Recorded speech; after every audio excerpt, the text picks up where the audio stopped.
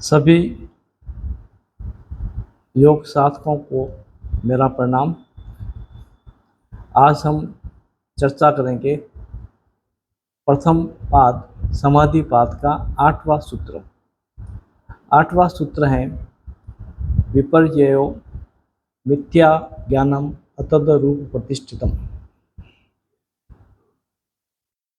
इसका अर्थ यह है कोई वस्तु है, उपलब्ध है, उसको उसका ओरिजिनल स्वरूप न समझ के उसे कुछ दूसरा ही मान लेना, विपरीत ज्ञान ही विपर्य वृत्ति है।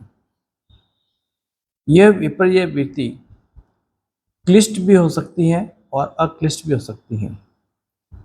क्लिष्ट का मतलब रहेगा जो हमें योग मार्ग से दूर हटाएं और भोगों की ओर ले जाएं।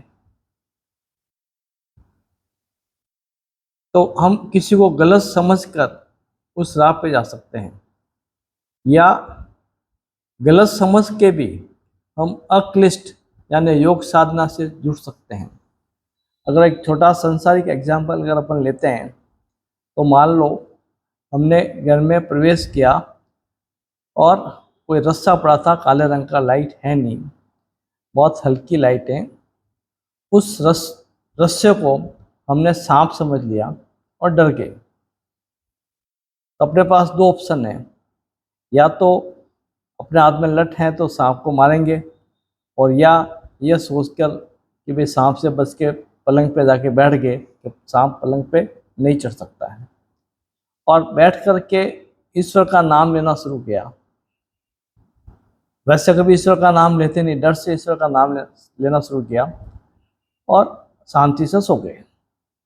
तो ये वृत्ति जो है विपर्य वृत्ति के, रस्सी को हमने गलत समझा क्योंकि वो काले रंग की है, टेढ़ी मेढ़ी पड़ी है, और हमने ईश्वर का नाम लिया और धर्म से योग मार्ग से जुड़े तो वह अक्लिष्ट वृत्ति हो जाएगी। इसके विपरीत अगर हम उस रस्सी को लठ से पीटते और ये मानते कि सांप मर गया और हम सो गए, तो हम थके, उसको डिस्ट्रॉय करने में दुख हुआ और एक हिंसा का भावना आई अपने मन के अंदर, और जब सुबह उठे और लाइट लगी या प्रकाश आया तो पता लगा तो सांप ही नहीं, रस्सी थी। तो कहने का तात्पर्य यही है कि किसी वस्तु को या व्यक्ति को अगर हम उसके सही स्वरूप को न समझकर उसके गलत स्वरूप को समझते हैं तो वो वृत्ति भी क्लिष्ट या अक्लिष्ट हो सकती है। आज इतना ही पढ़ेंगे। नेक्स्ट सूत्र हम 9वां पढ़ेंगे अगले वीडियो में। थैंक यू, सुनने के लिए धन्यवाद।